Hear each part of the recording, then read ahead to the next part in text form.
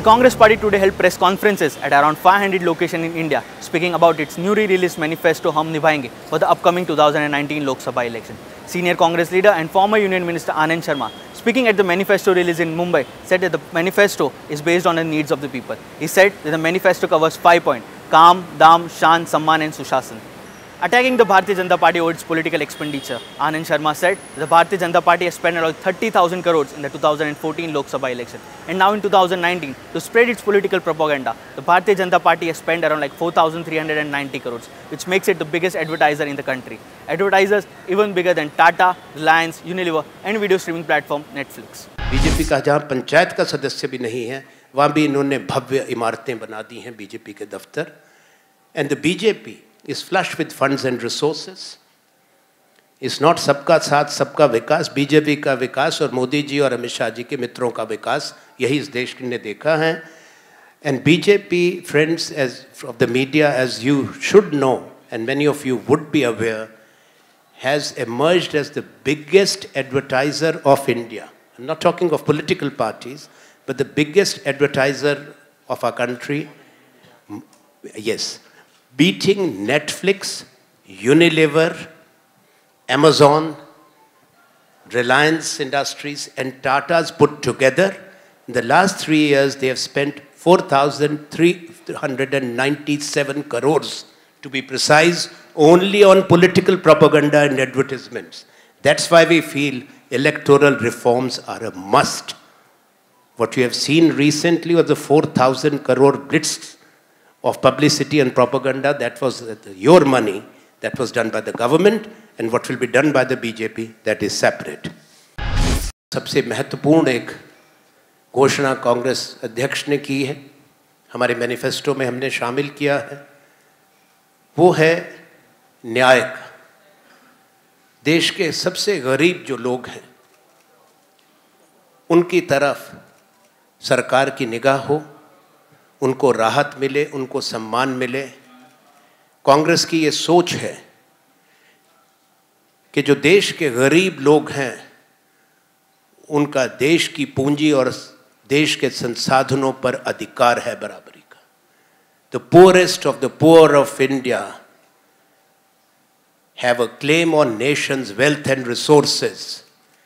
Therefore, the Congress is reaffirming its commitment to ensure that those who have been left behind so far, 5 crore families, they will be covered. The threshold defined is very clear of the minimum income. There are various schemes which are already there. Without touching with the existing schemes, subsidy schemes, in addition to that, all these 5 crore families which have been will be identified as per the income threshold will get 72,000 rupees per year in their bank accounts through direct transfer. 6,000 रुपया महीना, 72,000 रुपया साल. ये हमने घोषणा पत्र के माध्यम से देश के गरीब को संदेश दिया है, गरीबी पर आखिरी बार करने के लिए. जहाँ तक नौकरियों का प्रश्न है, 2014 में 2 करोड़ रोजगार का नरेंद्र मोदी जी ने भारत के युवाओं को वचन दिया था. 5 साल के बाद 10 करोड़ रोजगार तो नहीं आया, करोड़ों रोजगार टूटा है हिंदुस्तान के अंदर, इनके गलत फैसले और गलत नीतियों से. करोड़ों रोजगार टूटे थे देश में नोटबंदी के गलत फैसले से, जो 8 नवंबर 2016 को प्रधानमंत्री ने किया था, जिससे देश के असंगठित क्षेत्र में लाखों कारखाने बंद हो गए थे. काफ़ी ऐसे हैं जो हमेशा के लिए ख़त्म हो गए. असंगठित क्षेत्र को चोट पहुंची.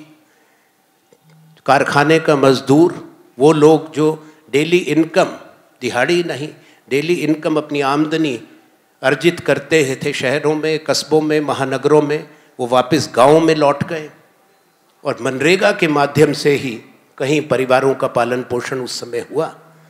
हमारी इकोनॉमी उससे उभरी नहीं थी, उस बड़ी चोट से, जिससे 1.5% भारत की जीडीपी ख़त्म हुई. 1.5%. जो डॉक्टर मनमोहन सिंह जी ने संसद में मनमोहन सिंह जी को ने कहा था। उसके बाद जीएसटी, एक गलत जीएसटी का मॉडल प्रधानमंत्री ने देश पर थोपा, जिससे एक और चोट पहुंची हमारे उद्योग को, कल कारखाने बंद हुए, भ्रष्टाचार और बढ़ा। दोनों फैसलों से देश में भ्रष्टाचार बढ़ा। नोटबंदी में, जहां पूरा एक नेशनल मनी लॉन्ड्रिंग प्रोजेक्ट, जिसमें भारतीय जनता पार्टी के बहुत वरिष्ठ लोग शामिल थे, और हमने जब कहा है कि सत्ता परिवर्तन के बाद जिन चीज़ों की जांच होगी, नोटबंदी स्कैम की भी जांच होगी, राफेल स्कैम की भी जांच होगी। और जो स्टार्टअप्स हैं, जो नए छोटे उद्योग लग रहे हैं, उनको पहले 3 साल के लिए किसी अप्रूवल की, किसी अनुमति की आवश्यकता नहीं है, जिससे वो रोज़गार पैदा कर सकें। और जो एमएसएमई सेक्टर है, जो लघु और माध्यमिक उद्योग के क्षेत्र हैं, उनको ख़ास तौर पे हम इंसेंटिव देंगे ताकि रोज़गार पैदा करें। एक नई फॉरेन ट्रेड पॉलिसी लाएंगे जिसमें इंसेंटिव दिया जाएगा एक्सपोर्टर्स को। कर्जा माफ़ी नहीं, कर्जा मुक्ति का हमने वचन दिया। और जो किसान कर्जा लेते हैं, अगर वापस नहीं हो पाता, उसको क्रिमिनल ऑफेंस अब बिल्कुल नहीं माना जाएगा, उसको हटा दिया जाएगा। आए साल एक अलग किसान का बजट हम देंगे, आए साल केवल किसान के लिए। जिस तरह पहले केंद्रीय बजट आता है, देश का एनुअल बजट आता है, दूसरा रेलवे बजट आता था जिसको मोदी सरकार ने ख़त्म किया। अब देश के बजट के साथ हिंदुस्तान के किसानों के लिए 2019 से सत्ता परिवर्तन के बाद जो हम निश्चित समझते हैं देश के हालात को देखते हुए और ज़रूरत समझते हैं भारत की, ये किसान का बजट लागू किया जाएगा। Last 5 years have seen the least increase in the defense budget. Prime Minister has talked about defense. He uses that